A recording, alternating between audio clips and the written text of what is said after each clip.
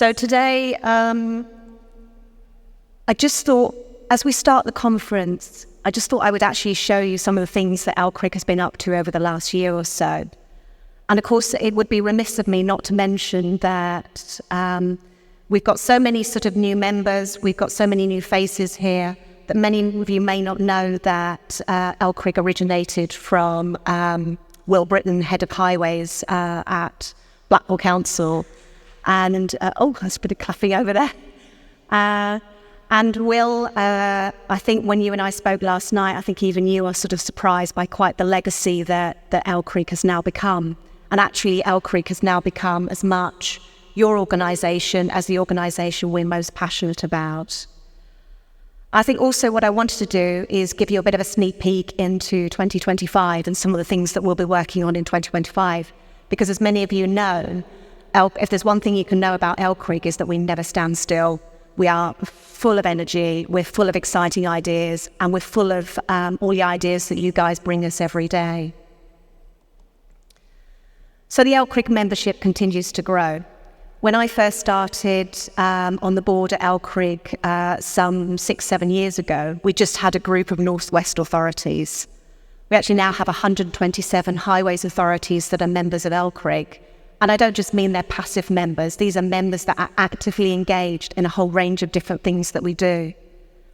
Partner organisations, which is everything from government to other sort of public sector organisation, increases all the time. And it increases because there are a number of organisations who want to work with councils and the SME supply chain that we work with so heavily. Academic members, I can remember that was one area where we particularly wanted to increase the number of academic members. And the reason for doing that was so that we could try and take some of the innovations that have been talked about in the academic sector and try and bring that into the local authority in the SME sector. So we're now working with 10 different sort of universities. And over the next year or so, next 2 years, you'll start to see more engagement in that area. And I think the figure that I'm particularly proud of, thanks to people like Suzanne and Keeley and a number of the other team, is just how many of the sort of supplier organisations that are now part of LCRIG, and again, actively members of LCRIG, and not members just because they think it's the right thing to do, but actually because they also want to help give back to the sector as well. And actually, as a community interest company, that is incredibly important to us. It's incredibly important that as a not-for-profit, everything that you see and we do is all about the sector. And again, that originates very much from the passion of Will Britton and from Blackpool and a whole range of other organisations. And that membership will continue to grow. But actually, what's also incredibly important to us is making sure that we put on a load of activities. Gosh, that was very local. For us, over 2024, we have successfully funded over 700 plus public sector places to all of the LCRIG activities that we do. And I'm just very incredibly proud of the way that we've been managed to do that. So the TTF conference this year was the biggest that it's ever been. And we love working with DFT and partners around that.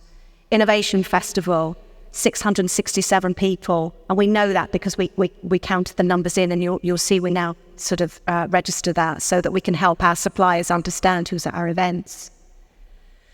Strictly Highways this year, again, continues to sort of grow.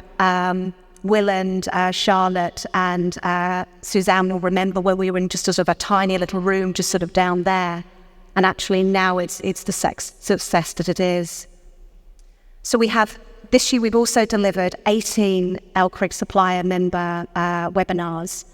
And actually over 1,100 of the industry have attended those webinars, and they've been from everything from very, very technical sessions to much broader sessions.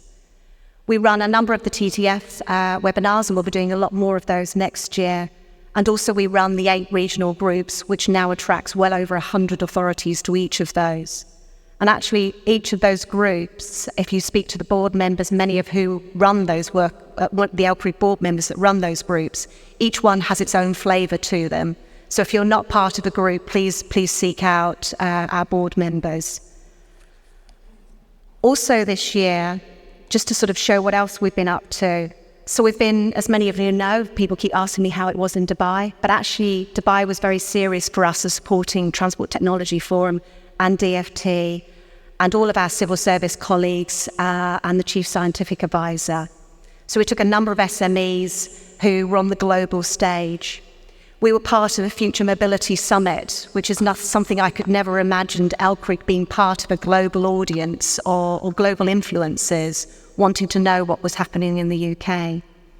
We've been involved with PAS 2161 and sort of helping Laura and her team, and Laura, we've thoroughly enjoyed that, and we will continue to support where we can.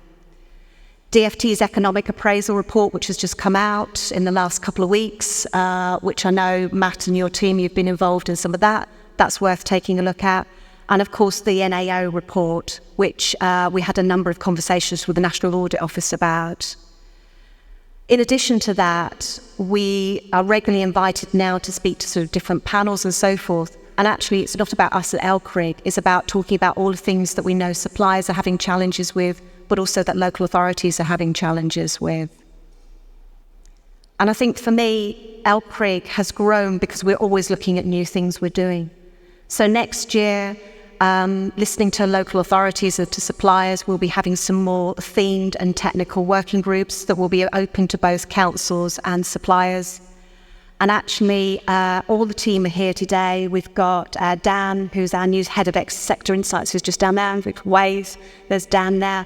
He's going to talk to you as many as possible to make sure that we're not replicating what others do, because we don't need to do that. But what we do need to do is help where there are some real challenges and thorny issues that need to be solved.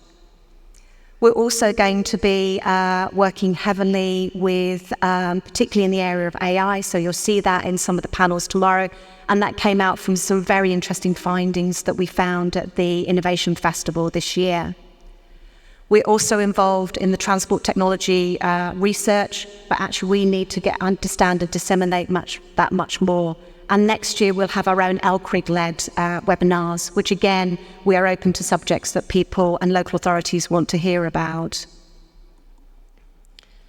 And events. So I hope you've all got your pens and papers here. So next year, these are some of the dates that you need to be sort of aware of. The big thing for us is the Innovation and Learning Festival on the 2nd and 3rd of July in Stoneleigh next year. We tried a number of new things this year, and actually a lot of those were very successful, so we'll be doing more of those.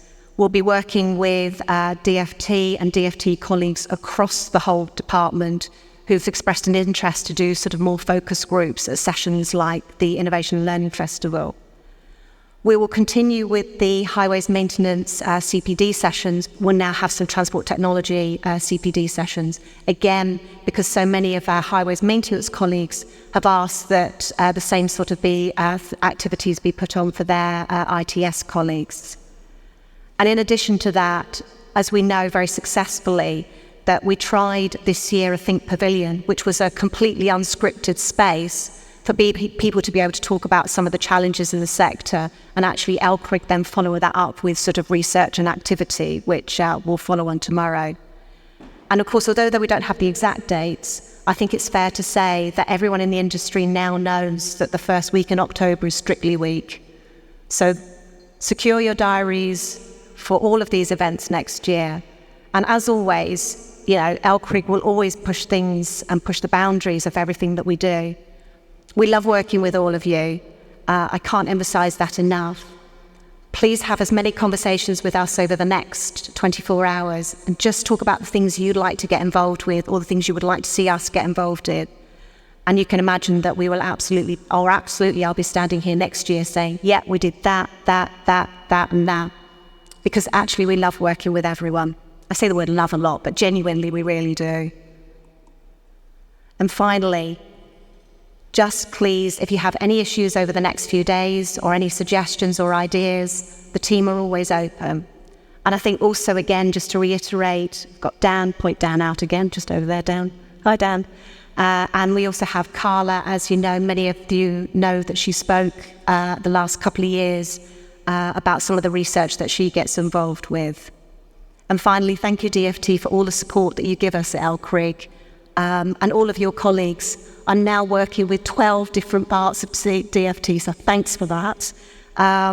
But again, some of the things that we talk to DFT about is the challenges that the supply chain are facing, that actually some of the sector is facing. But also for us, it's not about lobbying, and we've never wanted to lobby. There are plenty of other organisations that do that. We just want to support and help the sector, being the community interest company that we are. Thank you very much.